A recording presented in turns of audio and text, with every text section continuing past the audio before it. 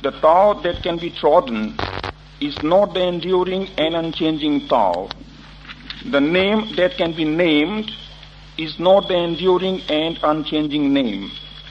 इसका हिंदी अनुवाद है, जिस पथ पर विचरण किया जा सके वह सनातन अविकारी पथ नहीं है। जिसके नाम का सुमिरन हो वह कालजयी एवं सदा एक रस रहने वाला नाम नहीं है।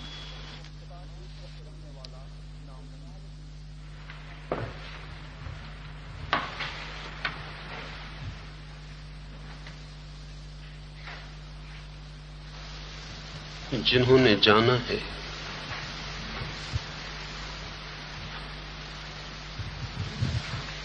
शब्दों से नहीं, शास्त्रों से नहीं, वरन जीवन से ही जीकर अल्लाह से उन थोड़े से लोगों में से एक है। और जिन्होंने केवल जाना ही नहीं है वरन जनाने की भी अथक चेष्टा की है, लाओस से उन और भी बहुत थोड़े लोगों में से एक है। लेकिन जिन्होंने भी जाना है और जिन्होंने भी दूसरों को जनाने की कोशिश की है, उनका प्राथमिक अनुभव यही है कि जो कहा जा सकता है वो सत्य नहीं है।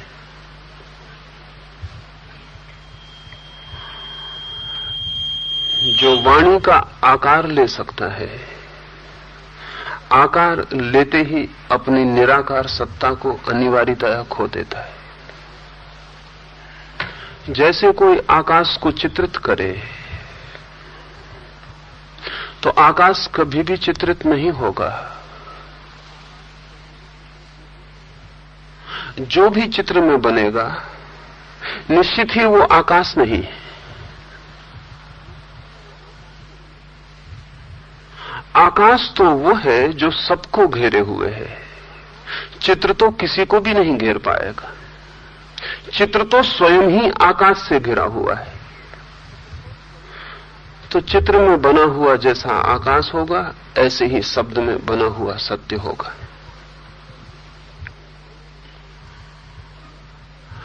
ना तो चित्र में बने आकाश में पक्षी उड़ सकेगा, न चित्र में बने आकाश में सूरज निकलेगा, न रात तारे दिखाई पड़ेंगे। चित्र का आकाश तो होगा मृत।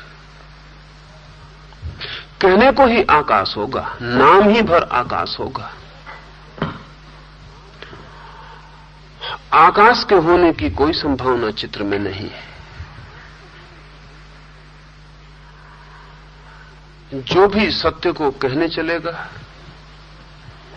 उससे पहले ही कदम पर जो बड़ी से बड़ी कठिनाई खड़ी हो जाती है वो ये कि शब्द में डालते ही सत्य असत्य हो जाता है। ऐसा हो जाता है जैसा वो नहीं है, और जो कहना चाहा था वो अनकहा रह जाता है, और जो नहीं कहना चाहा था वो मुखर हो जाता है।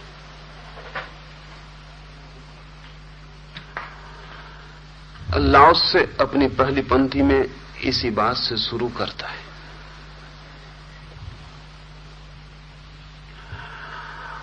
ताओ बहुत अनूठा शब्द है। उसके अर्थ को थोड़ा ख्याल में ले लें तो आगे बढ़ने में आसानी होगी। ताओ के बहुत अर्थ हैं। जो भी चीज जितनी गहरी होती है उतनी बहुअर्थी हो जाती है, और जब कोई चीज बहुआयामी मल्टी डायमेंशनल होती है तब स्वभावतः जटिलता और बढ़ जाती है। ताओ का एक तो अर्थ है पथ, मार्ग, दो वे। लेकिन सभी पथ बंधे हुए होते हैं। ताओ ऐसा पथ है जैसे पक्षी आकाश में उड़ता है। उड़ता है तब पथ तो निर्मित होता है, लेकिन बंधा हुआ निर्मित नहीं होता है। सभी पथों पर चरण चिन्ह बन जाते हैं और पीछे से आने वालों के लिए सुविधा हो जाती है। ताओ ऐसा पथ है जैसा आकाश में पक्षी उड़ते हैं, उनके पदों के कोई चिन्ह नहीं बनते और पीछे से आने वाले को कोई भी सुविधा नहीं होती।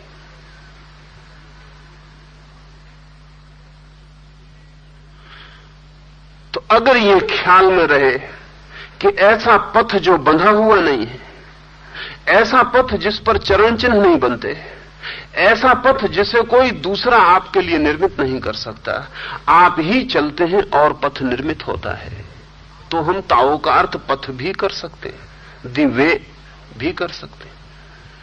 लेकिन ऐसा पथ तो कहीं दिखाई नहीं पड़ता, इसलिए ताओ को पथ कहना उचित होगा। लेकिन ये एक आयाम ताओ का है, तब पथ का एक दूसरा अर्थ ले। पथ है वो जिससे पहुंचा जा सके, पथ है वो जो मंजिल से जोड़ दे। लेकिन ताओ ऐसा पथ भी नहीं है। जब हम एक रास्ते पर चलते हैं और मंजिल पर पहुंच जाते हैं, तो रास्ता और मंजिल दोनों जुड़े हुए होते हैं। असल में मंजिल रास्ते का आखिरी छोर होता है और रास्ता मंजिल की शुरुआत होती है। रास्ता और मंजिल दो चीजें नहीं हैं, जुड़े हुए संयुक्त हैं। रास्ते के बिना मंजिल न हो सकेगी, मंजिल के बिना रास्ता न होगा। लेकिन ताओ एक ऐसा पथ है जो मंजिल से जुड़ा हुआ नहीं है। जब कोई रास्ता मंजिल से जुड़ा होता है तो सभी को उतना ही रास्ता चलना पड़ता है, तभी मंजिल आती है। ताओ ऐसा पथ है कि जो जहां खड़ा है उसी स्थान पर उसी जगह पे खड़े हुए मंजिल को उपलब्ध हो सकता है। इसलिए ताओ को ऐसा पथ भी नहीं कहा जा सकता।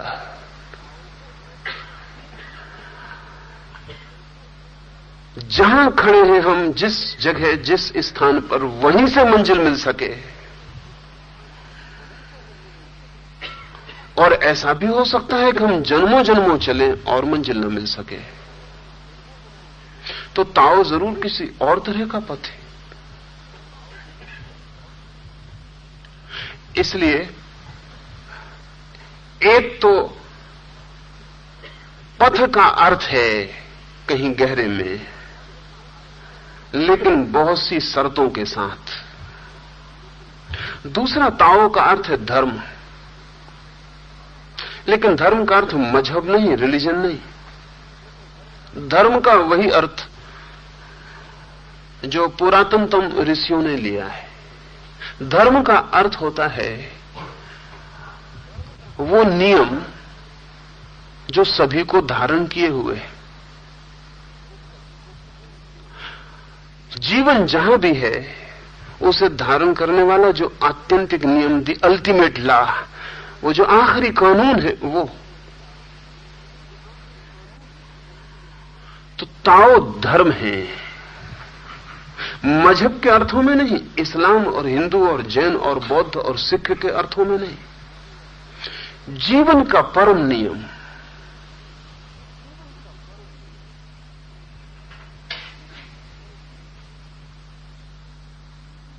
धर्म है जीवन के शाश्वत नियम के अर्थ में, लेकिन सभी नियम सीमित होते हैं। ताओ ऐसा नियम है जिसकी कोई सीमा नहीं है। असल में सीमा तो होती है मृत्यु की, जीवन की कोई सीमा नहीं होती।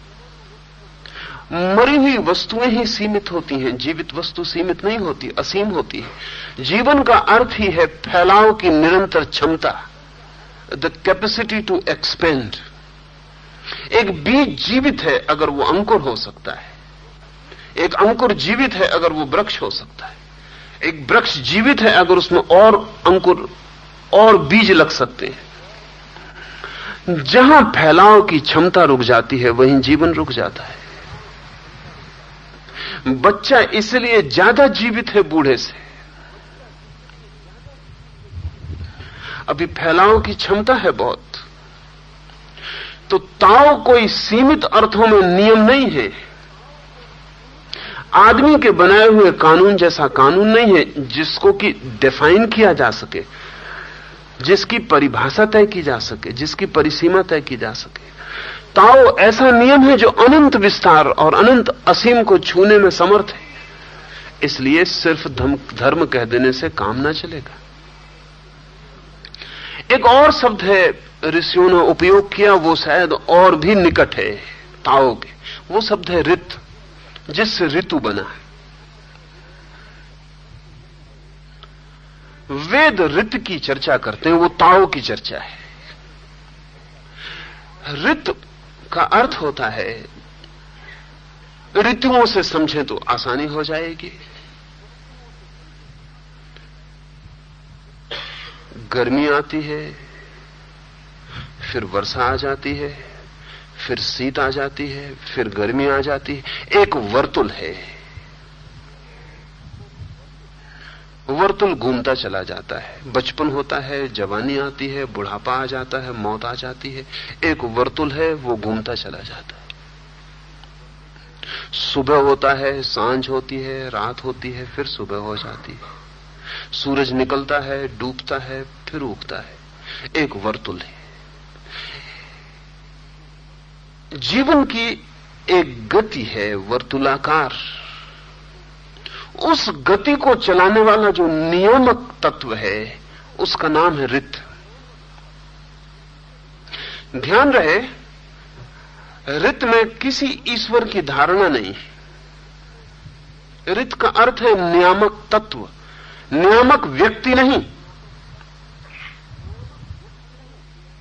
Not person but principle. कोई व्यक्ति नहीं जो नियामक हो, कोई तत्व जो नियमन किए चला जाता है। ऐसा कहना ठीक नहीं कि नियमन किए चला जाता है, क्योंकि इससे व्यक्ति का भाव पैदा होता है। नहीं, जिससे नियमन होता है, जिससे नियम निकलते हैं, ऐसा नहीं कि वो नियम देता है और व्यवस्था जुटाता है। नहीं, बस उससे नियम पैदा होते रहते हैं। जैसे बीज से अंकुर निकलता रहता है, ऐसा ऋत से ऋतुएं निकलती रहती हैं। ताओ का गहनतम अर्थ वो भी है, लेकिन फिर भी ये कोई भी शब्द ताओ को ठीक से प्रकट नहीं करते, क्योंकि जो जो इनको अर्थ दिया जा सकता है, ताओ उससे फिर भी बड़ा है और कुछ ना कुछ पीछे छूट जाता है। शब्दों की जो बड़ी से बड़ी कठिनाई है वो ये है कि सभी शब्द द्वैत से निर्मित हैं। अगर हम कहें रात तो दिन पीछे छूट जाता है। अगर हम कहें प्रकाश तो अंधेरा पीछे छूट जाता है।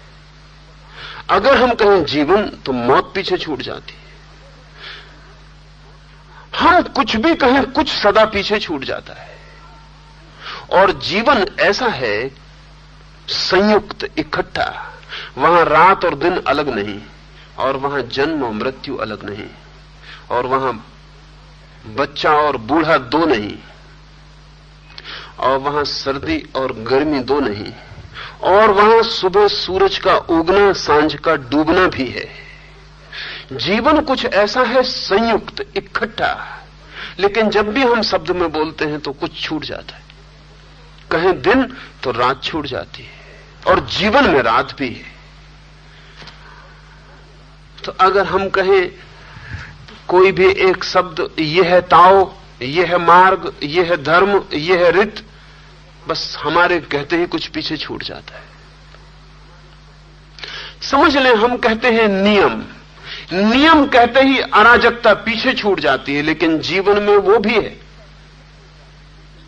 नियम कहते ही वो जो अनार्किक, वो जो अराजक तत्व है वो पीछे छूट जाता है।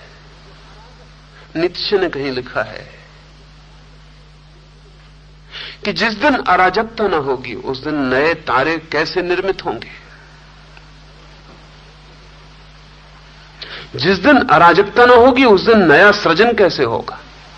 क्योंकि सृष्टि तो जन्मती है अराजकता से, क्योस से। Out of chaos is creation. अगर क्योस ना होगा, अराजकता ना होगी, तो सृष्टि का जन्म ना होगा। और अगर सृष्टि अकेली हो तो फिर समाप्त ना हो सकेगी, क्योंकि उसे समाप्त होने के लिए फिर अराजकता में डूब जाना पड़ेगा। जब हम कहते हैं नियम, प्रिंसिपल, तब अराजकता पीछे छूट जाती। वो भी जीवन में है, उसे छोड़ने का उपाय जीवन के पास नहीं, शब्दों के पास है। इसलिए हम कहते हैं रित, तो भी कुछ पीछे छूट जाता है, वो अराजक तत्व पीछे छूट जाता है। जो घटता है और फिर भी नियम के भीतर नहीं घटता। इस जीवन में सभी कुछ नियम से नहीं घटता है, नहीं तो जीवन दो कौड़ी का हो जाएगा। इस जीवन में कुछ है जो नियम छोड़ के भी घटता है। सच तो यह है, इस जीवन में जो भी महत्वपूर्ण है वो नियम छोड़ के घटता है, जो भी गैर महत्वपूर्ण है वो नियम से घटता है।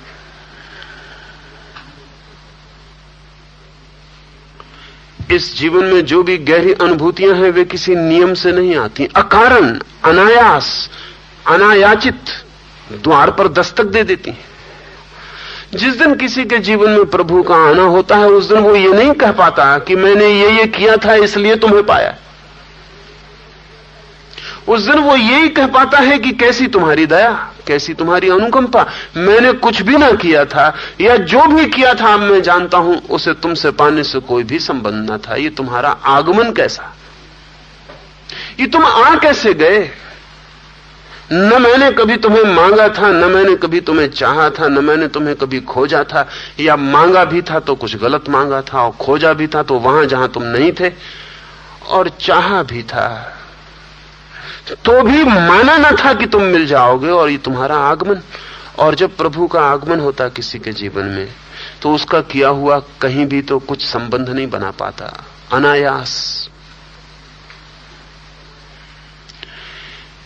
इस जीवन में सभी कुछ नियम होता तो हम कह सकते थे ताओ का अर्थ है रित। लेकिन इस जीवन में वो जो नियम के बाहर है वो रोज घटता है, हर घड़ी पहर, अनायास भी, अकारण भी वो मौजूद हो जाता है। न उसे भी हम जीवन और अस्तित्व के बाहर न छोड़ पाएंगे। इसलिए अब हम ताओ को क्या कहें? तो लाओस से अपना पहला सूत्र कहता है। उस सूत्र में वो कहता है, जिस पथ पर विचरण किया जा सके वो सनातन अविकारी पथ नहीं है। जिस पथ पर विचरण किया जा सके। अब पथ का अर्थ ही होता है कि जिस पर विचरण किया जा सके।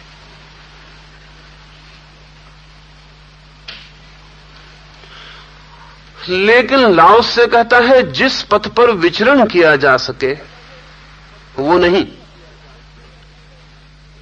जिस पर आप चल सकें वो नहीं। फिर अगर जिस पर हम चल ही ना सकें उसे पथ कहने का क्या प्रयोजन है? हम चल सकें तो ही पथ है। लाओस से कहता है जिस पथ पर विचरण किया जा सके वो सनातन अविकारी पथ नहीं है। बहुत सी बातें इस छोटे से सूत्र में। एक, जिस पथ पर चला जा सके, जिस पर चलने की घटना घट सके, उस पर पहुंचने की घटना न घटेगी। क्योंकि जहां हमें पहुंचना है वो कहीं दूर नहीं, यहीं और अभी है। अगर मुझे आपके पास आना हो तो मैं किसी रास्ते पर चल सकता हूं, लेकिन मुझे अपने ही पास आना हो तो मैं किस रास्ते पर चलूंगा? और जितना चलूंगा रास्तों पर उतना ही भटक जाऊंगा, अपने से दूर और दूर होता चला जाऊंगा। जो आदमी स्वयं को खोजने किसी रास्ते पर जाएगा वो अपने को कभी भी नहीं पा सकेगा। तो कैसे पा सकेगा?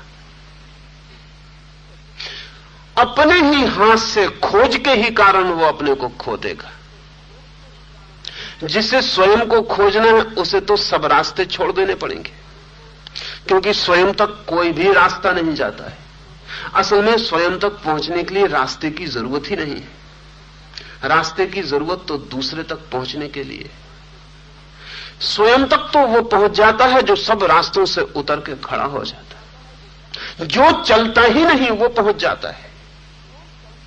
तो लाओस से कहता है जिस पथ पर चला जा सके वो सनातन और अविकारी पथ नहीं है। दो बातें कहता है, वो सनातन नहीं है। असल में जिस रास्ते पर भी हम चल सकें वो हमारा ही बनाया हुआ होगा, हमारा ही बनाया हुआ होगा, इसलिए सनातन नहीं होगा। आदमी का ही निर्मित होगा, इसलिए परमात्मा से निर्मित नहीं होगा। और जो पथ हमने बनाया है वो सत्य तक कैसे ले जाएगा? क्योंकि अगर हमें सत्य के भवन का पता होता तो हम ऐसा रास्ता भी बना लेते जो सत्य तक ले जाए। ध्यान रहे, रास्ता तो तभी बनाया जा सकता है जब मंजिल पता हो। मुझे आपका घर पता हो तो मैं वहां तक रास्ता बना लूं, लेकिन ये बड़ी कठिन बात है। अगर मुझे आपका घर पता है तो मैं बिना रास्ते के ही आपके घर पहुंच गया होऊंगा, नहीं तो फिर मुझे आपके घर का पता कैसे चला है? इजिप्त के पुराने सूफियों के सूत्रों का एक हिस्सा कहता है कि जब तुम्हें परमात्मा मिलेगा और तुम उसे पहचानोगे तब तुम जरूर कहोगे कि अरे तुम्हें तो मैं पहले से ही जानता था। और अगर तुम ऐसा न कह सकोगे तो तुम परमात्मा को पहचान कैसे सकोगे? Recognition is impossible. रिकॉग्निशन का तो मतलब ही ये होता है, अगर परमात्मा मेरे सामने आए और मैं खड़े होकर उससे पूछूं कि आप कौन हैं, तब तो मैं पहचान ना सकूंगा।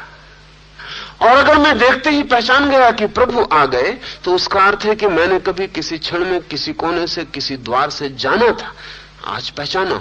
ये रिकॉग्निशन है। हम जाने को ही पहचान सकते हैं। अगर आपको पता ही है कि सत्य कहां है तो आपके लिए रास्ते की जरूरत कहां रही?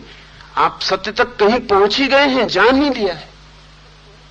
तो जिसे पता है वो रास्ता नहीं बनाता, और जिसे पता नहीं है वो रास्ता बनाता है। और जो नहीं जानते उनके बनाए हुए रास्ते कैसे पहुंचा पाएंगे? वे सनातन पथ नहीं हो सकते। सनातन पथ कौन सा है? जो आदमी ने कभी नहीं बनाया। जब आदमी नहीं था तब भी था, और जब आदमी नहीं होगा तब भी होगा। सनातन पथ कौन सा है? जिसे वेद के ऋषि नहीं बनाते, जिसे बुद्ध नहीं बनाते, जिसे महावीर नहीं बनाते, मोहम्मद, कृष्ण और क्राइस्ट जिसे नहीं बनाते।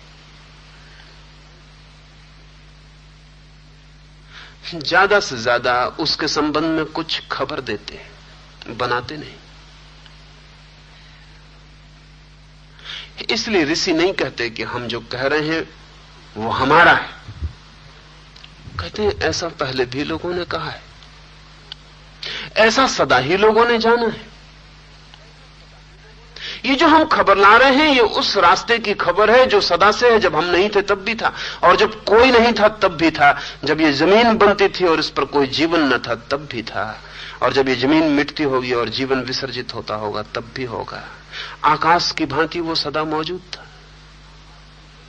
ये दूसरी बात है कि हमारे पंखे इतने मजबूत न थे कि हम उसमें कल तक उड़ सकते, आज उड़ पाते हैं। ये दूसरी बात है कि आज भी हम हिम्मत नहीं जुटा पाते और अपने घोंसले के किनारे पर बैठे रहते हैं, परों को तौलते रहते हैं और सोचते रहते हैं कि उड़े या न उड़े। लेकिन वो आकाश आपके उड़ने से पैदा नहीं होगा।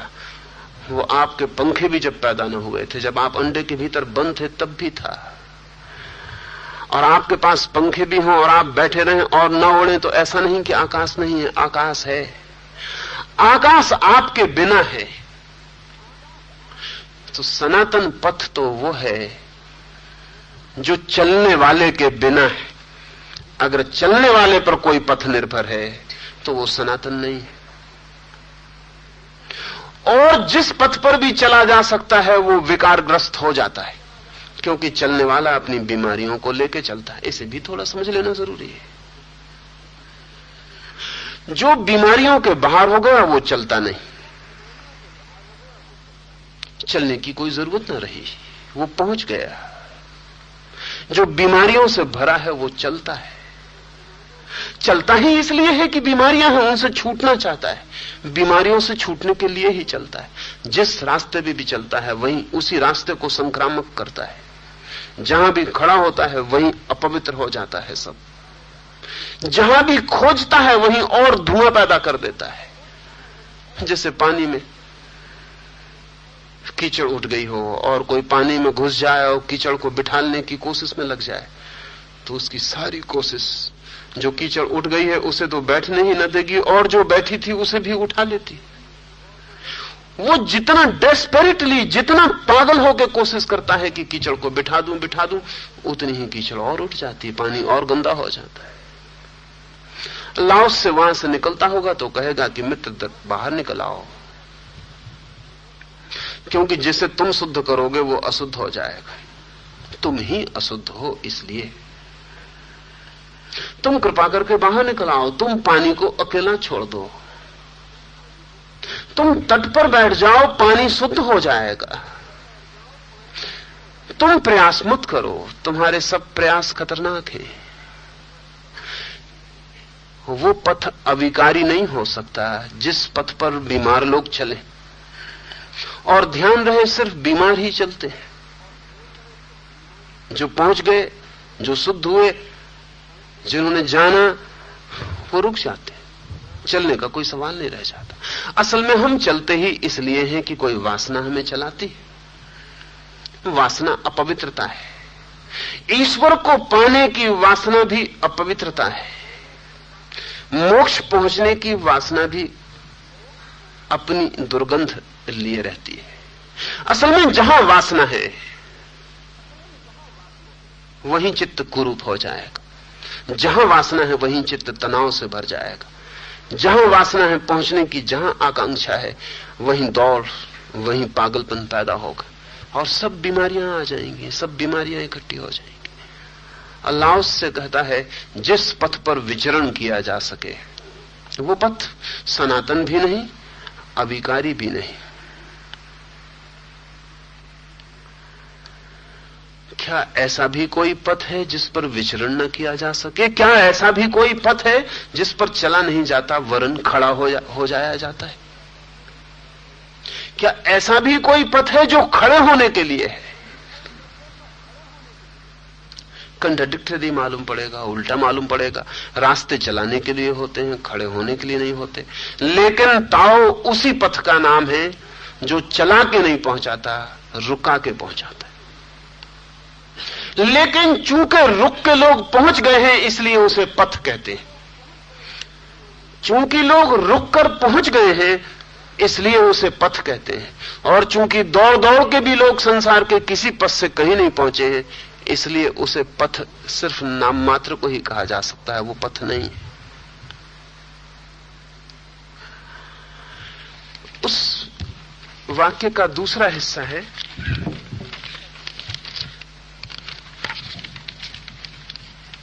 जिसके नाम का सुमिरन हो वह कालजयी एवं सदा एक रस रहने वाला नाम नहीं। The name which can be named, जिसे नाम दिया जा सके, जिसका सुमरन हो सके, जिसे शब्द दिया जा सके, वो असली नाम नहीं। वो कालजयी, समय को जीत ले, समय के अतीत हो, समय जिसे नष्ट ना कर दे, वैसा वो नाम नहीं है। इसे थोड़ा समझें। सभी चीजों को हम नाम दे देते हैं, सुविधा होती है नाम देने से, व्यवहार सुलभ हो जाता है, संबंधित होना आसान हो जाता है, विश्लेषण सुगम बन जाता है। नाम न दें तो बड़ी जटिलता, उलझन हो जाती है। नाम दिए बिना इस जगत में कोई गति नहीं। पर ध्यान रहे, जैसे ही हम नाम दे देते हैं, वैसे ही उस वस्तु को जिसकी असीमता थी, हम एक सीमित दरवाजा बना देते हैं।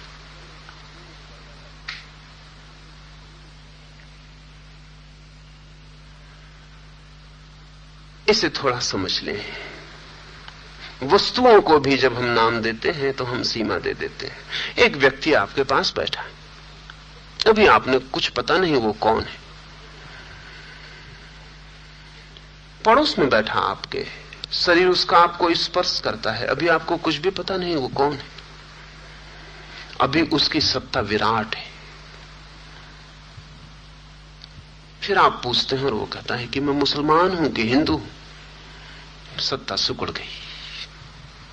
जो हिंदू नहीं है वो छट गया, गिर गया। उतना सत्ता का हिस्सा टूट के अलग हो गया।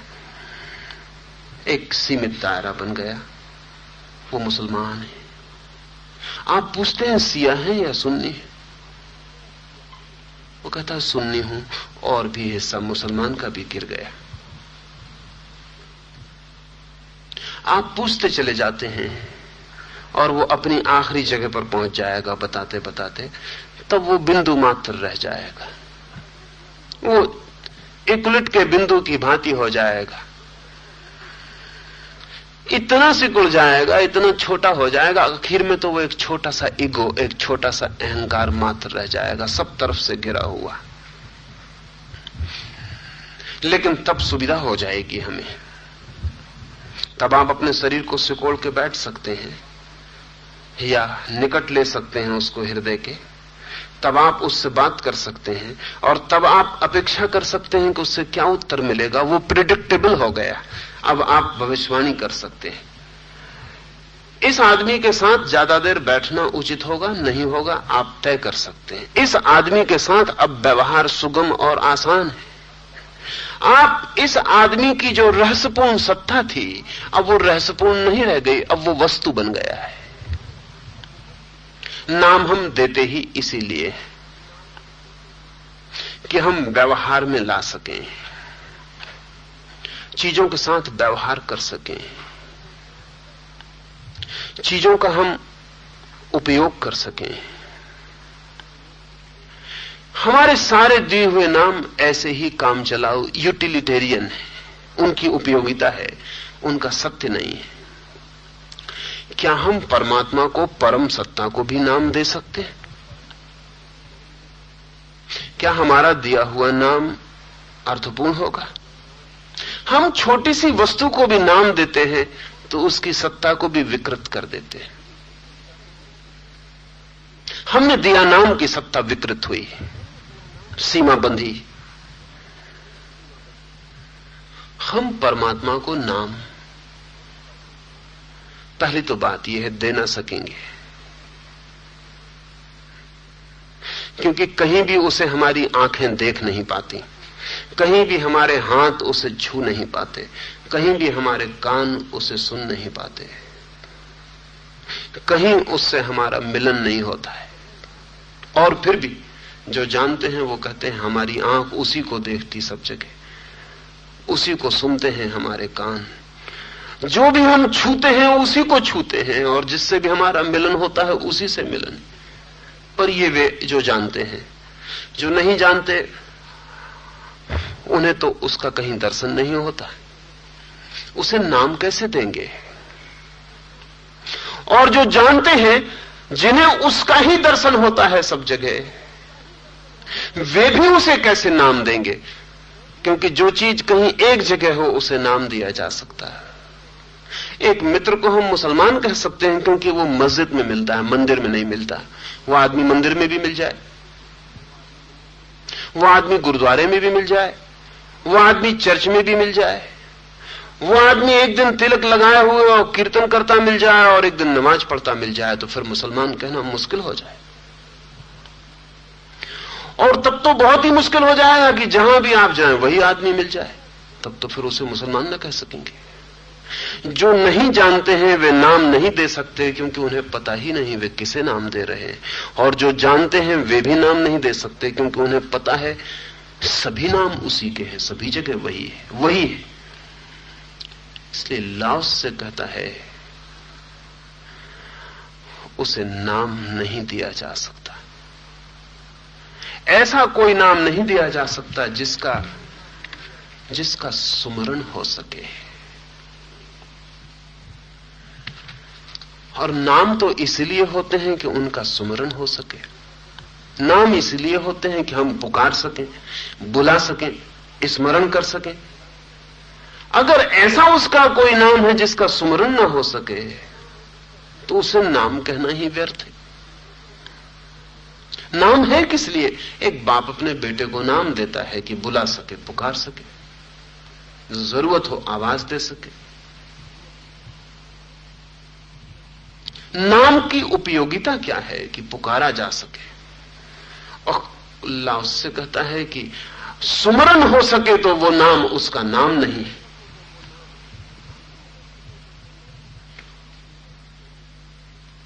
सुमरण के लिए तो लोगों ने नाम रखा है। कोई उसे राम कहता है, कोई उसे कृष्ण कहता है, कोई उसे अल्लाह कहता है। सुमरण के लिए तो नाम रखा है इसलिए कि हम जो नहीं जानते उसकी याद कर सकें, उसे पुकार सकें। लेकिन हमें जिन्हें उसका पता ही नहीं है, हम उसका नाम कैसे रख लेंगे? और जो भी हम नाम रखेंगे वो हमारे संबंध में तो खबर देगा, उसके संबंध में कोई भी खबर नहीं देगा। जब आप कहते हैं हमने उसका नाम राम रखा है तो उससे खबर मिलती है कि आप हिंदू घर में पैदा हुए, और कुछ भी नहीं। इससे उसका नाम पता नहीं चलता। आप कहते हैं हम उसका नाम अल्लाह मानते हैं, इससे इतना ही पता चलता है कि आप उस घर में बड़े हुए हैं जहां उसका नाम अल्लाह माना जाता रहा है। इससे आपके बाबत पता चलता है, इससे उसके संबंध में कुछ भी पता नहीं चलता। और इसलिए तो अल्लाह को मानने वाला राम को मानने वाले से लड़ सकता है। अगर अल्लाह वाले को पता होता कि ये किसका नाम है और राम वाले को पता होता कि ये किसका नाम है तो झगड़ा असंभव था। वो तो कुछ भी पता नहीं है, नाम ही हमारे हाथ में है। जिसे हमने नाम दिया है उसका हमें कोई भी पता नहीं। लाओस से बड़ी अद्भुत शर्त लगाता है। वो शर्त ये लगाता है कि जिसका स्मरण किया जा सके वो उसका नाम नहीं है। और सभी नामों का स्मरण किया जा सकता है। ऐसा कोई नाम आपको पता है जिसका स्मरण न किया जा सके? अगर स्मरण न किया जा सके तो आपको पता भी कैसे चलेगा? बोधि धर्म सम्राट वू के सामने खड़ा है और सम्राट वू ने उससे पूछा है कि बोधि धर्म उस पवित्र और परम सत्य के संबंध में कुछ कहो। बोधि धर्म ने कहा कैसा पवित्र? कुछ भी पवित्र नहीं है, नथिंग इज होली। और कैसा परम सत्य? There is nothing but emptiness, शून्य के अतिरिक्त और कुछ भी नहीं है। स्वभावतः सम्राट वू चौंका और उसने बोधि धर्म से कहा फिर क्या मैं ये पूछने की इजाजत पा सकता हूं कि मेरे सामने जो खड़ा होकर बोल रहा है वो कौन है? तो बोधि धर्म ने क्या कहा पता है? बोधि धर्म कहा आई डू नॉट नो, मैं नहीं जानता। ये जो तुम्हारे सामने खड़े होकर बोल रहा है ये कौन है, ये मैं नहीं जानता। वो तो समझा कि आदमी पागल है। वो ने कहा इतना भी पता नहीं कि तुम कौन हो? बोधि धर्म ने कहा जब तक पता था तब तक कुछ भी पता नहीं था। तो जब से पता चला है तब से ये भी नहीं कह सकता कि पता है, क्योंकि जिसका पता चल जाए, जिसे हम पहचान लें, जिसे हम नाम दे दें, वो भी कोई नाम है। लाओस से कहता है जिसका सुमरण किया जा सके वो उसका नाम नहीं, और जिसका सुमरण किया जा सके वो समय के पार नहीं ले जाएगा। समय के पार वही वस्तु जा सकती है जो सदैव समय के पार है ही। कालातीत वही हो सकता है जो कालातीत है ही। समय के भीतर जो पैदा होता है वो समय के भीतर नष्ट हो जाता है। अगर आप कह सकते हैं कि मैंने 5:05 पर स्मरण किया प्रभु का, तो ध्यान रखना ये स्मरण समय के पार ना ले जा सकेगा। जो समय के भीतर पुकारा गया था वो समय के भीतर ही गूंज के समाप्त हो जाएगा। और परमात्मा समय के बाहर है। क्यों? क्योंकि समय के भीतर सिर्फ परिवर्तन है और परमात्मा परिवर्तन नहीं है। अगर ठीक से समझें तो समय का अर्थ है परिवर्तन। कभी आपने ख्याल किया कि आपको समय का पता क्यों चलता है? सच तो यह है कि आपको समय का कभी पता नहीं चलता, सिर्फ परिवर्तन का पता चलता है। इसे ऐसा लें, इस कमरे में हम इतने लोग बैठे हैं। अगर ऐसा हो जाए कि वर्ष भर हम यहां बैठे रहें और हम में से कोई भी जरा भी परिवर्तित ना हो, तो क्या हमें पता चलेगा कि वर्ष बीत गया?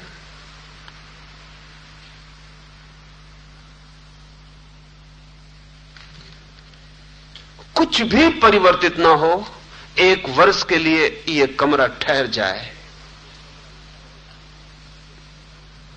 ये जैसा है वैसा ही वर्ष भर के लिए रह जाए, तो क्या हमें पता चल सकेगा कि वर्ष भर बीत गया? हमें यह भी पता नहीं चलेगा कि क्षण भर भी बीता। क्योंकि बीतने का पता चलता है चीजों की बदलाहट से। असल में बदलाहट का बोध ही समय है।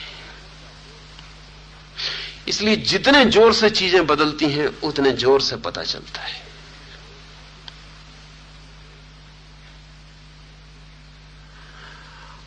आपको दिन का जितना पता चलता है उतना रात का नहीं पता चलता।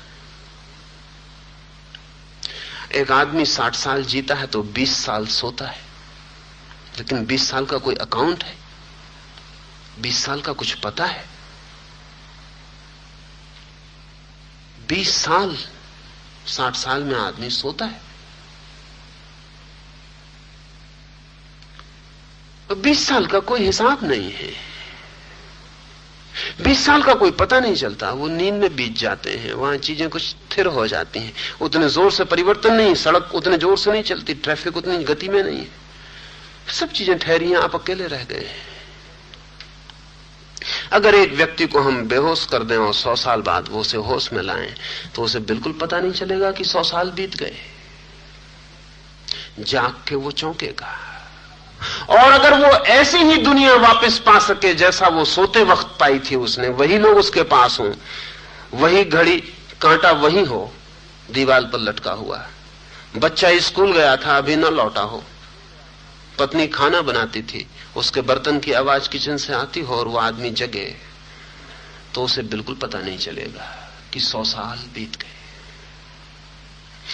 समय का बोध परिवर्तन का बोध है। क्योंकि चीजें भाग रही हैं, बदल रही हैं, इसलिए समय का बोध होता है। इसलिए जितने जोर से चीजें बदलने लगती उतनी टाइम कॉन्शियसनेस, समय का बोध बढ़ने लगता है। पुरानी दुनिया में समय का इतना बोध नहीं था, चीजें स्थिर थी, करीब करीब वही थी। बाप जहां चीजों को छोड़ता था बेटा वहीं पाता था, और बेटा फिर चीजों को वहीं छोड़ता था जहां उसने अपने बाप से पाया था। चीजें स्थिर थी। अब कुछ भी वैसा नहीं है, जहां कल था आज नहीं होगा, जहां आज है कल नहीं होगा, सब बदल जाएगा। इसलिए समय का भारी बोध, एक एक पल समय का कीमती मालूम पड़ता है। समय में जो भी पैदा होगा वो परिवर्तित होगा ही। समय के भीतर सनातन की कोई घटना प्रवेश नहीं करती, शाश्वत की कोई किरण समय के भीतर नहीं आती। ऐसे ही समझें कि जैसे जो नदी में होगा वो गीला होगा ही, हाँ, जिससे गीला नहीं होना उसे तट पर होना पड़ेगा। समय की धारा में जो होगा वो परिवर्तित होगा ही, समय के बाहर होना पड़ेगा, तो अपरिवर्तित नित्य का जगत प्रारंभ होता। तो लाओस से कहता है जो नाम सुमरण किया जा सके, सुमरण तो समय में होगा, शब्द का उच्चारण तो समय लेगा। एक पूरा शब्द भी हम एक क्षण में नहीं बोल पाते, एक हिस्सा बोल पाते हैं, फिर दूसरा, दूसरा, तीसरा, तीसरा। जब मैं बोलता हूं समय, तब भी समय बह रहा है। सा बोलता हूं और हिस्से में, मां बोलता हूं और हिस्से में, या बोलता हूं और हिस्से में। हेराक्लुत ने कहा है, you can not step twice in the same river. एक ही नदी में दोबारा नहीं उतर सकते हो, क्योंकि जब दोबारा उतरने आओगे तब तक नदी तो बह गई होगी। हेराक्लुती भी बहुत कंजूसी से कह रहा है। सच तो यह है, one can not step even once in the same river. क्योंकि जब मेरे पैर का तलुआ पानी की ऊपर की धार को छूता है, नदी भागी जा रही है, और जब मेरा तलुआ थोड़ा सा प्रवेश करता है, तब नदी भागी जा रही है। जब मैं नदी को स्पर्श करता हूं, तब नदी में पानी और था, और जब मैं नदी की तलहटी में पहुंचता हूं, तब पानी और है। एक बार भी नहीं छू सकता। और नदी तो ठीक ही है, जब नदी को मैं छू रहा हूं तो नदी ही बदल रही होती तो भी ठीक था। जो पैर छू रहा है वो भी उतनी ही तेजी से बदला जा रहा है। नहीं, नदी में दोबारा उतरना तो असंभव है, एक बार भी उतरना असंभव है। इसलिए नहीं कि नदी बदल रही है, इसलिए भी कि नदी में उतरने वाला भी बदल रहा है। जब नदी की पहली सतह पर मैंने पैर रखा था तो मेरा मन और था, और जब नदी की आधी सतह पर मैं पहुंचा था तो मेरा मन और हो गया, और जब तलहटी में मेरा पैर पड़ा तब मेरा मन और था। नहीं, इतना ही नहीं कि शरीर बदल रहा है, मेरा मन भी बदला जा रहा है। बुद्ध कहते थे, अनेक बार कोई आता तो बुद्ध कहते, उससे जाते वक्त ध्यान रखना, तुम जो आए थे वही वापस नहीं लौट रहे हो। अभी घड़ी भर पहले वो आदमी आया था। चौंक जाते थे लोग और कहते थे, क्या कहते हैं आप? बुद्ध कहते थे, निश्चित ही तुमने सुना, मैंने कहा, इतने में भी सब बदल गया है।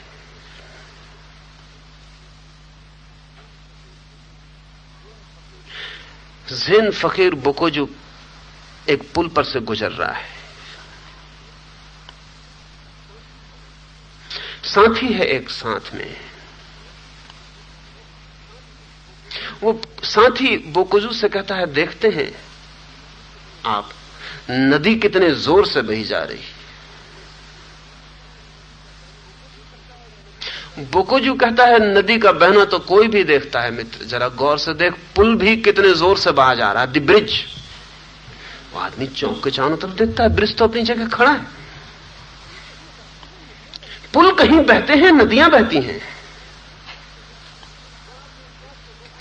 वो आदमी चौंक के बोकोजू की तरफ देखता है। बोकोजू कहता है, और ये तो अभी मैंने तुझसे पूरी बात न कही, और गौर से देख, पुल पर जो खड़े हैं वो और भी जोर से बहे जा रहे हैं। यहां जो भी घटित होता है समय के भीतर वो परिवर्तन है। यहां जो भी कहा जाता है वो मिट जाएगा, यहां जो भी लिखा जाता है वो पुछ जाएगा। यहां सब हस्ताक्षर रेत के ऊपर है, रेत पर भी नहीं, पानी पर। तो जो नाम परमात्मा का स्मरण किया जा सके ओंठों से, वाणी से, शब्द से, समय में, स्थान में, नहीं, वो कालजयी नाम नहीं है, वो नाम नहीं है जो समय के पार है। लेकिन उस नाम को स्मरण नहीं किया जा सकता। उसे कोई जान सकता है, बोल नहीं सकता। उसे कोई जी सकता है, पुकार नहीं सकता। उसमें कोई हो सकता है, लेकिन अपने ओंठों पर, अपनी जीभ पर उसे नहीं रख सकता।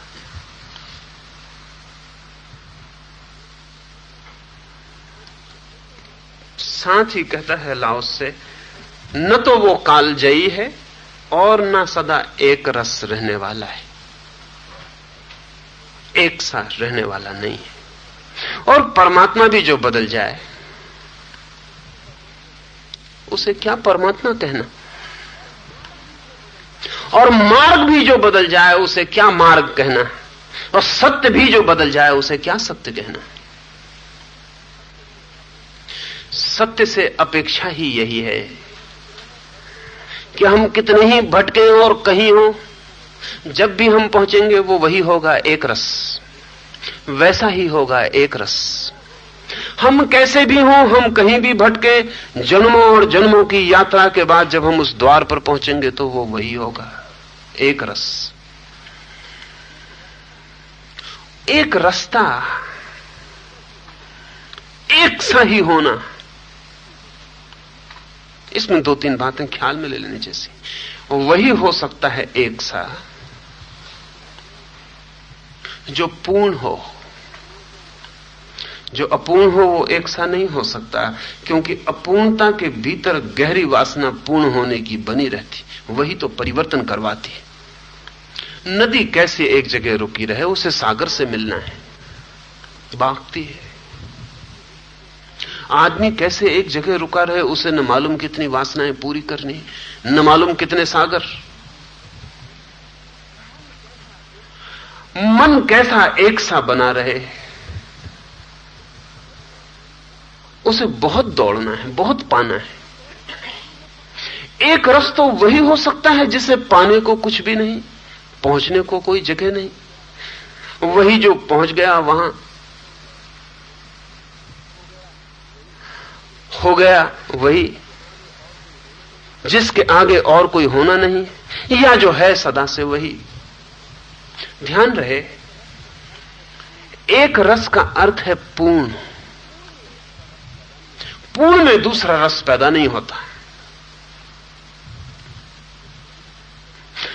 नसरुद्दीन के संबंध में एक मजाक बहुत जाहिर है।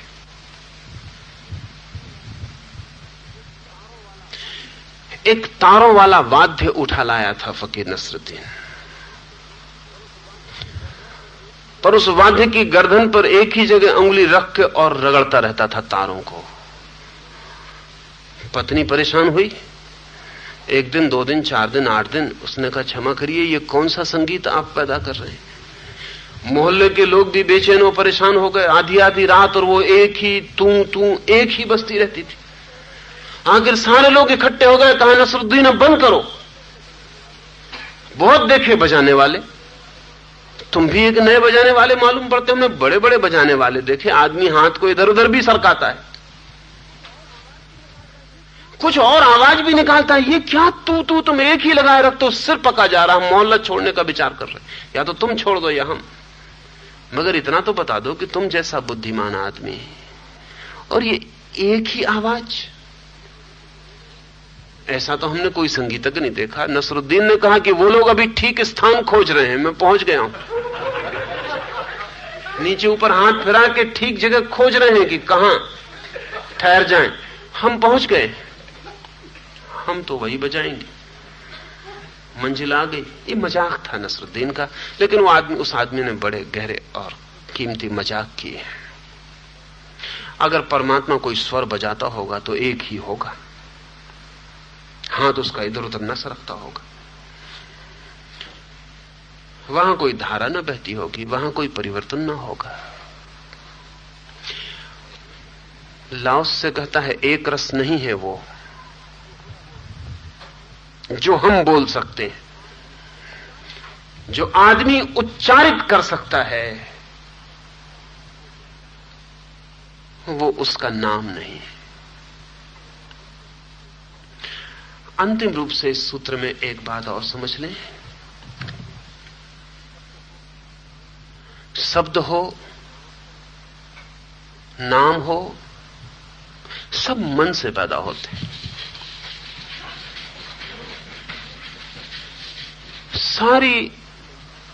सारी सृष्टि मन की है।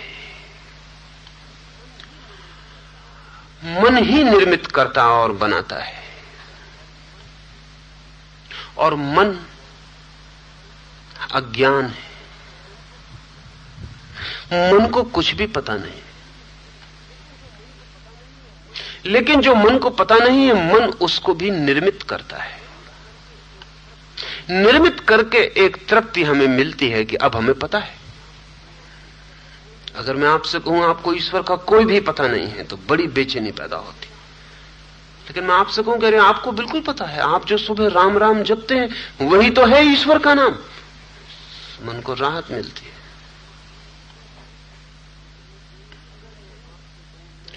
अगर मैं आपसे कहूं नहीं, कोई उसका नाम नहीं, और जो भी नाम तुमने लिया है ध्यान रखना उससे उसका कोई भी संबंध नहीं है। तो मन बड़ी बेचैनी में, वैक्यूम में, शून्य में छूट जाता है। उसे कोई सहारा नहीं मिलता खड़े होने को, पकड़ने को।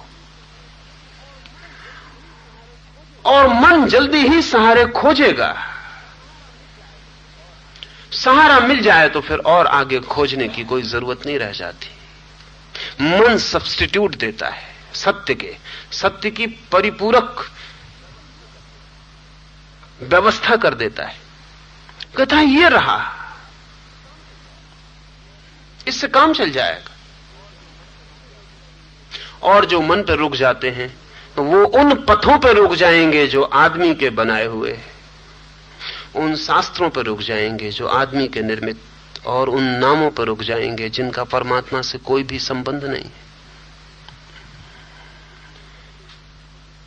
इस पहले ही छोटे से परम वचन में लाओ से सारी संभावनाएं तोड़ देता, सारे छीन लेता है। आदमी का मन जो भी कर सकता है उसकी सारी की सारी पूर्व भूमिका नष्ट कर देता है। सोचेंगे हम कि अगर ऐसा ही है तो अब लाओस से आगे लिखेगा क्या, कहेगा क्या? जो नहीं कहा जा सकता उसको कहेगा, जिस पथ पर विचरण नहीं हो सकता उसका इशारा करेगा, जिस अविकारी को, जिस कालजयी को इंगित कर रहा है शब्दों में, उसे लाओस से बांधेगा कैसे? लाओस से की पूरी प्रक्रिया निषेध की होगी। इसलिए निषेध के संबंध में कुछ बात समझ लें ताकि आगे लाओस से को समझना आसान हो जाए। दो हैं रास्ते इस जगत में इशारा करने के। एक रास्ता है पॉजिटिव विधायक इंगित करने का। आप मुझसे पूछते हैं क्या है ये, मैं नाम ले देता हूं। दीवाल है, दरवाजा है, मकान है।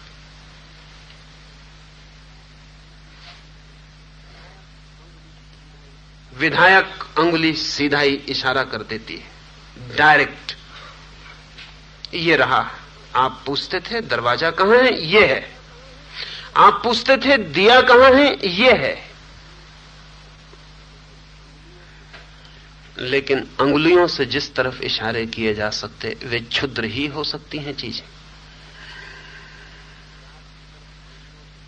विराट की तरफ अंगुलियों से इशारे नहीं किए जा सकते। क्षुद्र की तरफ इशारा अंगुली से किया जा सकता है, ये है। कोई पूछता है परमात्मा कहां है तो नहीं कहा जा सकता ये है। परमात्मा की तरफ इशारे उंगलियों से नहीं करने पड़ते, सब उंगलियां बांध के मुट्ठी बंद करके करने पड़ते हैं कि ये है। जब मुट्ठी बांध के कोई कहता है ये है तो उसका मतलब है इशारा कहीं भी नहीं जा रहा, नो वेयर गोइंग। किसी तरफ है ऐसा नहीं कह सकते क्योंकि सब तरफ है।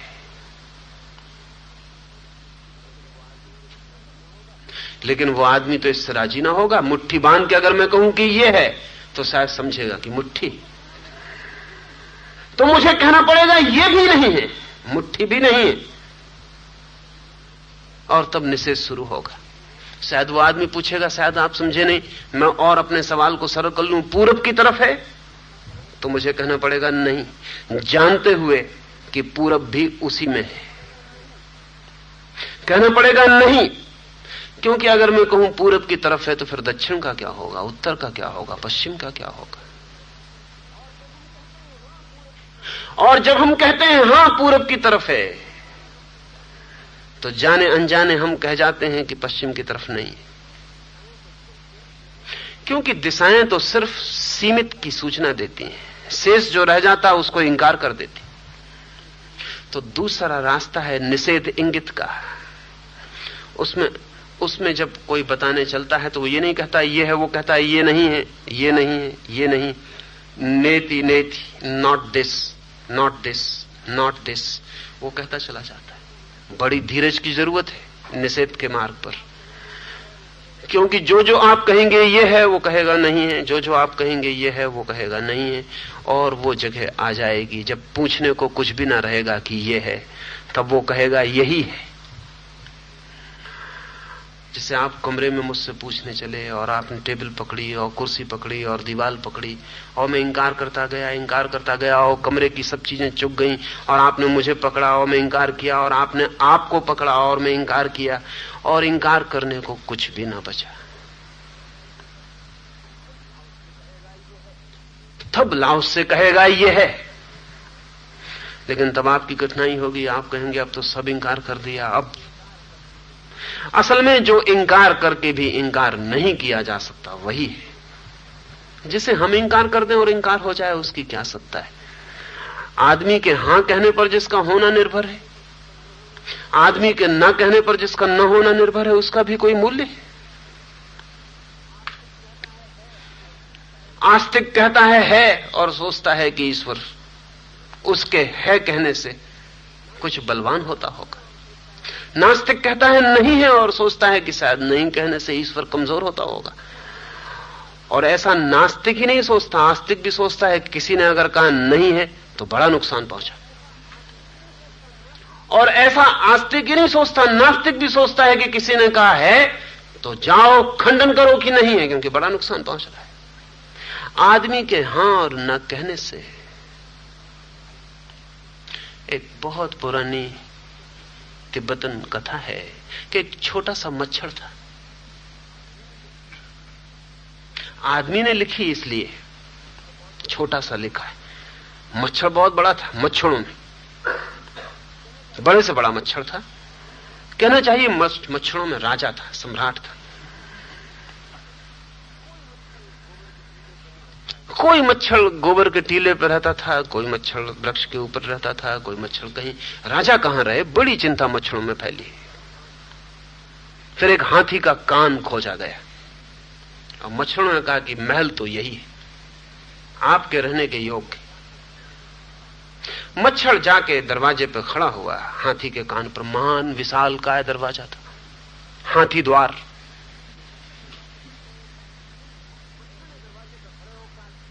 मच्छर ने दरवाजे पे खड़े होकर कहा कि सुन ए हाथी, मैं मच्छरों का राजा, फला फला मेरा नाम, आज से तुझ पे कृपा करता हूं और तेरे कान को अपना निवास स्थान बनाता हूं। जैसा कि रिवाज था, मच्छर ने 3 बार घोषणा की, क्योंकि ये उचित नहीं था कि किसी के भीतर निवास बनाया जाए और खबर न की जाए। हाथी खड़ा सुनता रहा। मच्छर ने सोचा ठीक है, मौनम सम्मति लक्षणम, वो सम्मति देता है, मौन है। फिर मच्छर वर्षों तक रहता था, आता था, जाता था। उसके बच्चे, संतति और बड़ा विस्तार हुआ, बड़ा परिवार वहां रहने लगा। फिर भी जगह बहुत थी, मेहमान भी आते और भी लोग रुकते, बहुत काफी था। फिर और कोई जगह सम्राट के लिए खोज ली गई और मच्छरों ने कहा कि अब आप चले, हम और बड़ा महल खोज लिए। तो मच्छर ने फिर दरवाजे पर खड़े होकर कहा कि ए हाथी सुन, अब मच्छरों का सम्राट फला फला मेरा नाम है, अब मैं जा रहा हूं। हमने तुझ पे कृपा की, तेरे कान को महल बनाया। कोई आवाज ना आई। मच्छर ने सोचा कि अब भी मौन को सम्मति का लक्षण मानना पड़ेगा। अब भी ये जरा दुखद मालूम पड़ा कि ठीक है जाओ, कुछ मतलब नहीं। वो हां भी नहीं भर रहा, ना भी नहीं भर रहा। उसने और जोर से चिल्ला के कहा, लेकिन फिर भी कुछ पता ना चला। उसने और जोर से चिल्ला के कहा। हाथी को धीमी सी आवाज सुनाई पड़ी कि कुछ। हाथी ने गौर से सुना तो सुनाई पड़ा कि एक मच्छर कह रहा है कि मैं सम्राट मच्छरों का, मैं जा रहा हूं, तुझ पर मेरी कृपा थी, इतने दिन तेरे कान में निवास किया।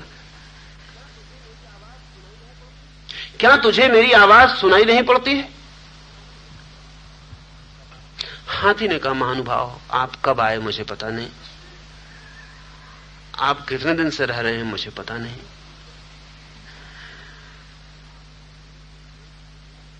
आप आइए, रहिए, जाइए, जो आपको करना हो करिए। मुझे कुछ भी पता नहीं।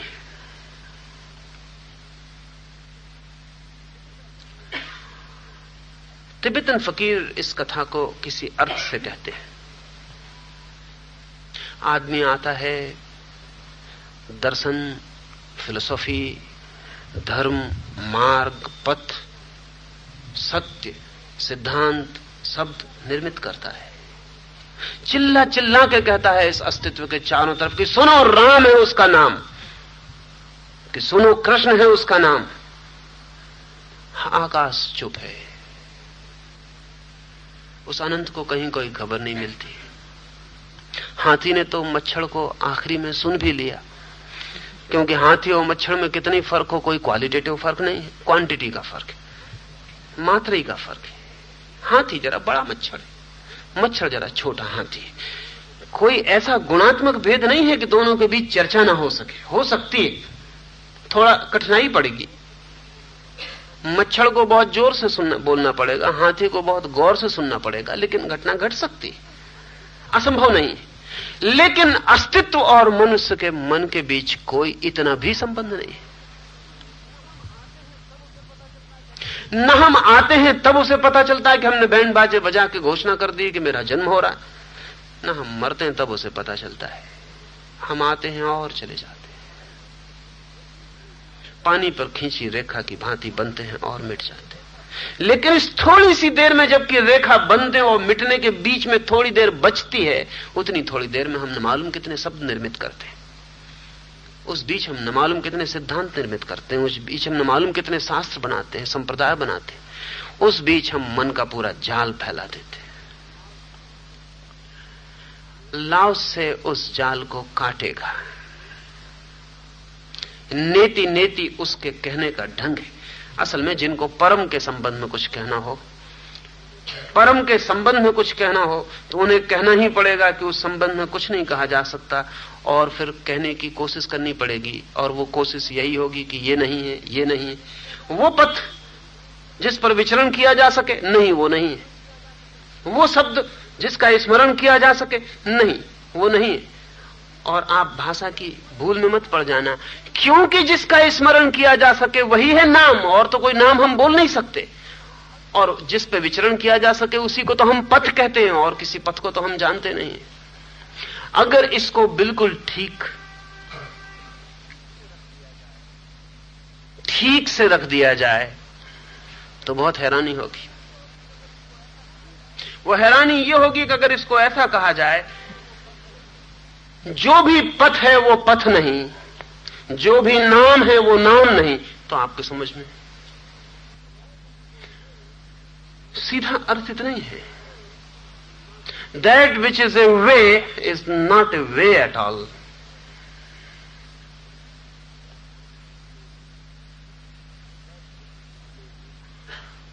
That which is a name is not a name at all. यही कह रहा है वो यही कह रहा है, पहुंचना हो तो पथ से बचना, नहीं तो भटक जाओगे।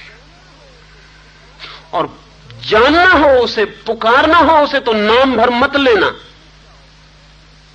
नहीं तो चूक जाओगे। और उसके संबंध में कि चूक छोटी चूक नहीं है, बड़ी से बड़ी चूक है, हो गई। मारपा के सामने एक युवक आके बैठा है, वो 3 वर्ष से मारपा के पास है,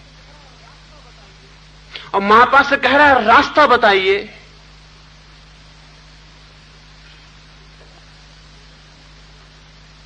कुछ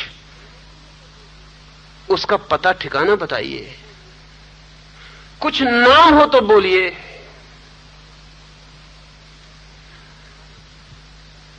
और जब भी वो कहता है कि कुछ उसका पता ठिकाना बताइए, तभी अगर मारपा बोलता भी है तो एकदम चुप हो जाता है। वैसे बोलता रहे थोड़ा उसका कि वो एकदम आंख बंद करके चुप हो जाता। अगर मारपा का शिष्य पूछता है कि कोई तो रास्ता बताइए, तो वो चल भी रहा हो रास्ते पर तो एकदम खड़ा हो जाता है। 3 साल में परेशान हो गया, उसने कहा कि हद हो गई, वैसे आप थोड़ा चलते भी हैं, और जब भी मैं रास्ते की बात उठाता हूं कि एकदम ठहर जाते। वैसे आप बोलते, कोई ऐतराज आपको बोलने में नहीं, लेकिन जैसे ही मैं उसकी खबर पूछता हूं कि आप आंख बंद करके ओंठ सी लेते, और मैं उसी के लिए आया हूं। न तो आपका बाकी चलना मुझे कोई प्रयोजन है और ना आपकी बाकी बातों से मुझे कोई मतलब, लेकिन मारपा तो आंखें बंद करके बैठ जाता जब ऐसी बात चलती। आखिर 3 साल से तुम दरवाजे के बाहर ही घूम रहे हो, आते कहां भीतर? जाने की आज्ञा किससे लेते हो? मैंने एक क्षण को नहीं जाना कि तुम भीतर आए। कई बार मैं द्वार खोल के खड़ा हो गया, कई बार रुक गया कि शायद मैं चलता हूं इसलिए तुम प्रवेश ना कर पाते हो, तो मैं खड़ा हो गया। जब भी तुमने सवाल पूछा मैंने तुम्हें जवाब दिया है। उस युवक ने कहा हद हो गई। यही तो बेचैनी है कि जब भी मैंने सवाल पूछा आप चुप रह गए। ऐसे आप बोलते रहते हैं, मुझ पे आ रहे, इसलिए तो मैं जाता हूं छोड़कर तुम्हें कि जब भी मैंने पूछा आप चुप रह गए हैं। मारपा ने कहा वही था जवाब। काश तुम भी उस वक्त चुप रह जाते, काश जब मैं चलते चलते ठहर गया था तुम भी ठहर जाते, तो मिलन हो जाता हमारा।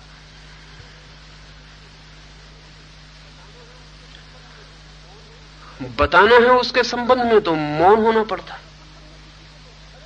चलाना है उसके संबंध में किसी को तो खड़े हो जाना पड़ता है। उल्टी दिखती हैं बातें,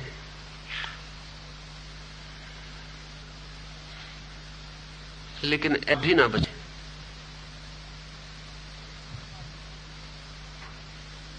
खालीपन रह जाए, और खालीपन ही निर्विकार है। ध्यान रखें, जहां कुछ भी आया वहीं विकार आ जाता है। शून्य के अतिरिक्त और कोई पवित्रता नहीं है। शून्य के अतिरिक्त और कोई निर्दोष इनोसेंट स्थिति नहीं है। जरा सा कंपन एक विचार का कि नरक के द्वार खुल जाते, जरा सा एक रेखा का खिंच जाना मन में और संसार निर्मित हो जाता है। जरा सी वासना की कौंध, मंजिल नहीं जाना है, न कुछ पहुंचना है, न कुछ पाना है, ऐसी जब कोई स्थिति बनती है तब ताव प्रकट होता है, तब मार्ग प्रकट होता है, तब वो नाम सुना जाता है, तब वो अविकारी और सनातन नियम बोध में आता है।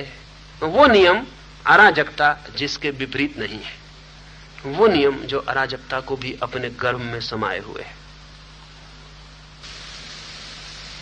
किसी को भी पूछना हो सवाल तो पूछ ले, और कोई भी सवाल, क्योंकि सब सवाल एक से हैं, कुछ भी पूछ ले।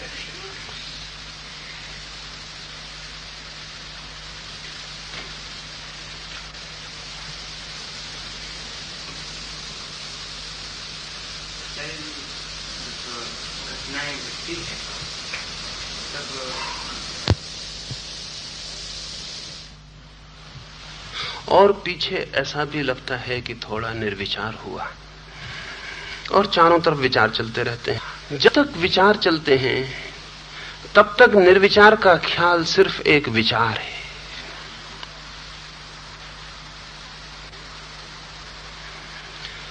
जब तक विचार चलते हैं तब तक निर्विचार का ख्याल सिर्फ एक विचार है। वो भी एक विचार है कि मैं निर्विचार हूं और इधर विचार चल रहे हैं और मैं निर्विचार हूं। क्योंकि मैं निर्विचार हूं, इसकी स्थिति तो तभी स्मरण में आएगी जब विचार नहीं चल रहे होंगे। और मजे की बात यह है कि ये जब स्थिति बनेगी तब ये ख्याल भी नहीं रहेगा कि मैं निर्विचार हूं, क्योंकि निर्विचार बीमारी खबर देता है। इसलिए अक्सर बीमार आदमी स्वास्थ्य की बात करते हुए देखे जाते, स्वस्थ आदमी नहीं, बीमार आदमी।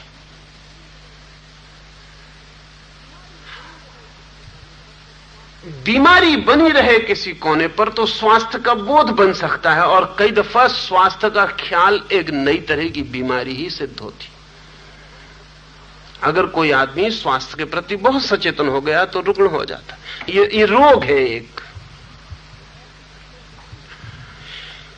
तो ऐसी घटना घटती है जबकि आप मन से सोच सोच के, सुन सुन के, समझ समझ के ये आकांक्षा मन में बना कि मैं निर्विचार हो जाऊं। अब ध्यान रखें, निर्विचार होने को कभी वासना नहीं बनाया जा सकता, पर बनती। असल में मन की तरकीब ही यही है कि आप कुछ भी कहो वो उसको वासना में निर्मित कर देता है। वो कहता है मोक्ष चाहिए, मोक्ष में बड़ा आनंद है, मोक्ष चाहिए, मोक्ष की कोशिश करो, खोजो, मिल जाएगा। अब मोक्ष की खोज शुरू हो गई, और जिस मोक्ष को मन खोजता है वो मोक्ष नहीं है। असल में जहां मन नहीं होता वहां मोक्ष है, इसलिए मन का खोजा हुआ मोक्ष तो मोक्ष नहीं हो सकता। निर्विचार की बात सुनते सुनते मन में बैठ जाता है निर्विचार होना चाहिए। ध्यान रखें, निर्विचार होना चाहिए ये एक विचार है, पर ये आपके पास क्या है? निर्विचार होना, ये एक विचार है। सिर्फ निर्विचार होना है इसलिए विचार नहीं है, इस भूल में पड़ने की कोई जरूरत नहीं है। This is a mode of thought, to be thoughtless. ये एक प्रकार हुआ विचार का। अब अगर इस विचार पे आप जिद देके पड़ जाएं तो मन आपको दूसरा धोखा देगा। वो कहेगा कि देखो भीतर तो निर्विचार है, आसपास विचार घूम रहे हैं, आर पार चल रहे हैं विचार, मैं तो बाहर खड़ा हुआ हूं।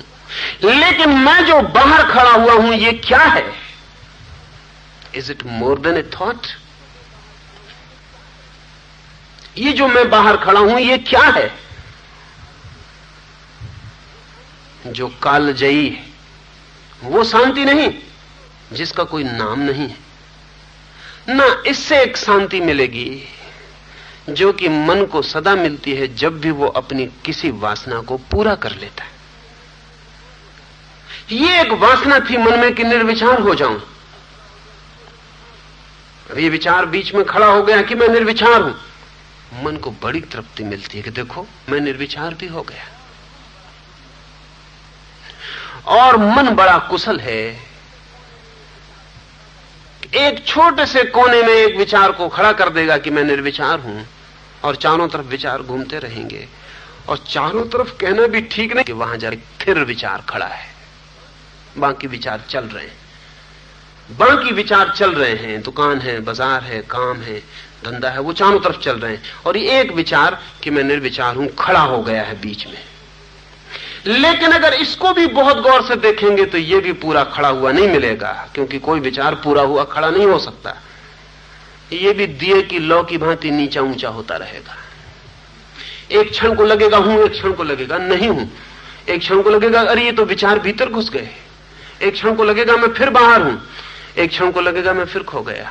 ये बस ऐसा ही होता रहेगा। ये क्योंकि कोई भी विचार परिवर्तन के बाहर नहीं हो सकता। ये विचार भी नहीं कि मैं निर्विचार हूं, ये भी डोलता रहेगा। हो गए आप वापस पहुंच गए गहनतम नरक में। ये एक विचार करीब करीब वैसे काम करता है जैसा बच्चे लूडो का खेल खेलते हैं, चढ़ते हैं, बड़ी मुश्किल लगाते हैं, नसनियां, सीढ़ियां, और फिर एक सांप के मुंह पे पड़ते हैं और सड़क के नीचे सांप की पूंछ पर आ जाते हैं। अगर एक भी विचार का ख्याल आ गया, मैं निर्विचार हूं, यह भी ख्याल आ गया, तो सांप के मुंह में पड़े आप नीचे उतर जाएंगे। सब सीढ़ियां जो चढ़े थे वो सब बेकार हो गई हैं। इसलिए बोधि धर्म ने कहा आई डू नॉट नो, मैं नहीं जानता। कौन खड़ा है आपके सामने मुझे खुद ही पता नहीं है। ये सिर्फ सम्राट इतने दूर से चल के आया था, वर्षों से प्रतीक्षा कर रहा था मेरी। जैसे कोई बच्चा आ जाए और हम उसे खिलौना पकड़ाते हैं, ऐसा मैंने उसे एक खिलौना दिया है। जब तक विचार चल रहे हैं चारों तरफ, तब तक जानना कि आप भी एक विचार हो। You are a thought. जब कुछ भी न रह जाए, ये पता करने वाला भी न रह जाए, कुछ रह ही ना जाए। जरा भी कठिनाई नहीं है, जरा भी कठिनाई नहीं है। बहुत अच्छा, लेकिन मैं तो रहूं, मोक्ष मिले बिल्कुल ठीक, लेकिन मैं रहूं, मुझे तो बचना ही चाहिए। तो जब बुद्ध ने इस देश में कहा अनत्ता, अनात्मा, कहा कि नहीं आत्मा भी नहीं है, क्योंकि यह भी एक विचार है, इसे समझे थोड़ा। मैं आत्मा हूं, यह भी एक विचार है, और निश्चित ही वो जगह है जहां यह विचार भी नहीं होता और वही आत्मा है। ये उल्टा दिखता है। ये विचार भी जहां नहीं होता कि मैं आत्मा हूं, वही आत्मा है। लेकिन वो तो प्रकट हो जाएगी। आप काटते चले जाएं, काटते चले जाएं। आग जलती है, लौ जलती है। लौ पहले तेल को जलाती रहती, फिर तेल चुक जाता, फिर लौ बाती को जलाने लगती, फिर बाती चुक जाती, फिर पता है लौ का क्या होता? लौ खो जाती।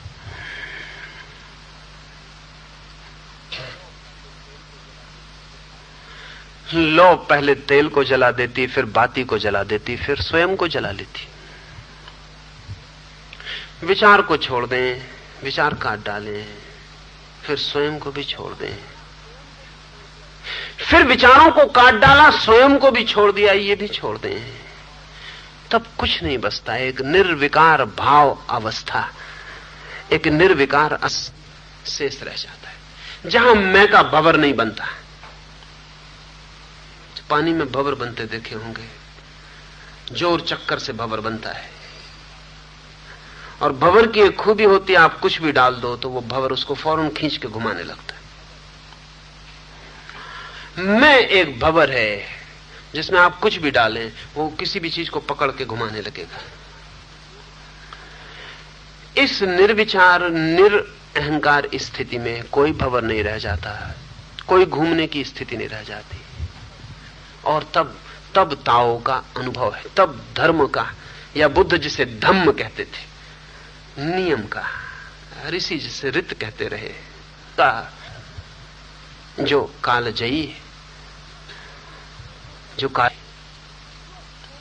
जो सदा एक रस है, जो केवल स्वयं है। जीसस के एक भक्त ने, तरतुलियन से कोई पूछता है कि जीसस के संबंध में कुछ समझाओ, कुछ हमें उदाहरण दो जिससे पता चले कि जीसस कैसे थे। तो तरतुलियन कहता है कि मत मुझसे गलती करवाओ, जीसस बस बिल्कुल अपने ही जैसे थे, जस्ट लाइक हिमसेल्फ, बस अपने ही जैसे, और किसी से कोई तुलना नहीं हो सकती थी जिसे आपने कभी नहीं जानी। और उसके पहले मन सब तरह की वंचनाएं खड़ी करने में समर्थ है, इसलिए सजग रहना जरूरी है। मन इतना कुशल है, इतना सूक्ष्म रूप से चालाक और कुशल है कि सब धोखे खड़े करने में समर्थ है। काम वासना से भरे चित्त को ब्रह्मचर्य का धोखा दे सकता है, परिपूर्ण स्वयं के प्रति अज्ञानी को आत्मज्ञानी का धोखा दे सकता है। जिसे कुछ भी पता नहीं है उसे ख्याल दिला सकता है कि उसे सब पता है।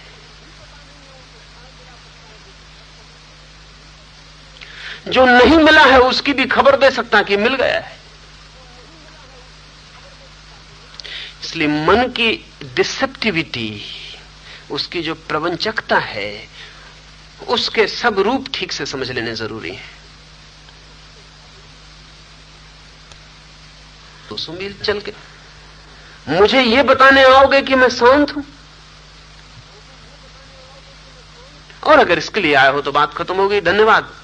परमात्मा करे कि तुम सच में ही शांत हो, लेकिन एक दफा बाहर जाके फिर सो जाओ। युवक बाहर जाता है और तभी वहां को कहता है बाहर जाने की कोई जरूरत नहीं, लौट आओ, क्योंकि अगर अभी इतना भी अशांति बाकी है कि सोचना है कि शांत हूं या नहीं, वापस आ जाओ।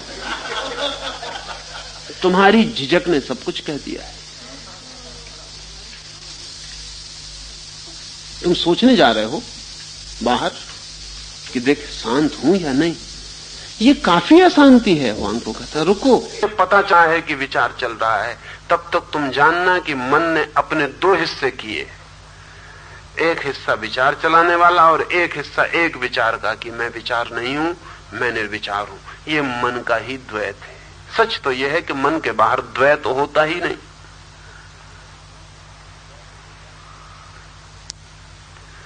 मन के बाहर अद्वैत हो जाता है और अद्वैत का कोई बोध नहीं होता है। ऐसा बोध नहीं होता कि तुम कह सको ऐसा है।